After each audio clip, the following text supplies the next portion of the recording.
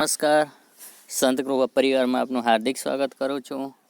આજે આપણે ધોરણ 1માં વિષય છે સામાન્ય જ્ઞાન અને એકમ 12મું સજીવ અને નિર્જીવ વિશે સમજશું। બધા બાળકો ધ્યાન આપજો કે આજે આ 12મું એકમ છે। આપણે આગળના એકમ 11મું એકમમાં મારી શાળા વિશે સમજ્યા। આજે આપણે સજીવ અને નિર્જીવ વિશે ભણશું। તો ચાલો, સજીવ સૌથી પહેલાં આપણે શીખવાના છે સજીવ કોને કહેવાય। તો ચાલો, સજીવ એટલે જેમાં સજીવો એટલે જેમાં જીવ છે એ, અને નિર્જીવ નિર્જીવ એટલે એમાં જીવ નથી, બરાબર।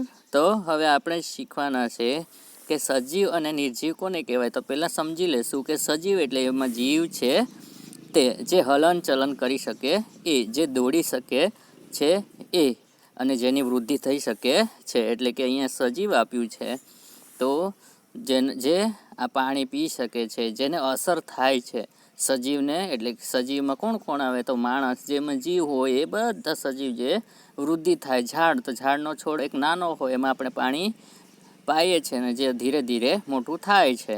અને બીજું છે નિર્જીવ।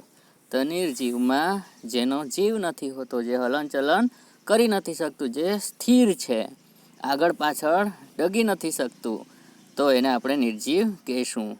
તો અહીંયા આપણે આપ્યું છે પ્રશ્ન 1 કે નીચેનામાં ચિત્રોમાં સજીવ હોય એની પાસે સાચું કરવાનું છે અને નિર્જીવ હોય એમાં ચોકડી કરવાનો છે।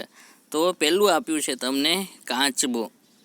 તો કાચબાનું ચિત્ર, કાચબો એ પાણી પી શકે છે, એ હલનચલન કરી શકે છે, અહીંયાથી ત્યાં જઈ શકે છે, તો એ છે સજીવ।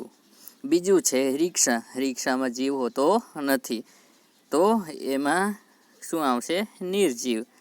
બીજું છે ઇસ્ત્રી આપી છે, એ જે લાઇટ પર ચાલે છે, એમાં જીવ હોતો નથી, એટલે શું આવશે નિર્જીવ, એટલે ચોકડી આવશે। કબૂતર, તો એમાં જીવ છે, ઉડી શકે છે, અહીંયાથી ત્યાં જઈ શકે છે, દાણા ચણી શકે છે, તો આવશે સજીવ।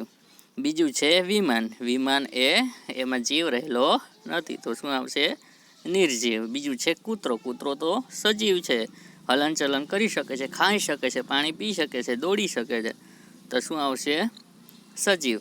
બીજું છે કાર। તો કાર આપણે રિક્ષામાં જોઈ ગયા એમ એ પણ નિર્જીવ છે। બીજું છે ઘર। ઘર હલનચલન કરી શકતું નથી, એટલે કે નિર્જીવ છે। બીજું છે સાપ। તો સાપ તો હલનચલન કરી શકે છે, પાણી પી શકે, દૂધ પી શકે છે, તો એમાં આવશે સજીવ, રાઈટ। બીજું છે બિલાડી। બિલાડીમાં પણ જીવ હોય છે અને એ ખાઈ શકે છે, પાણી પી શકે છે, દોડી શકે છે, એ પણ સજીવ આવશે।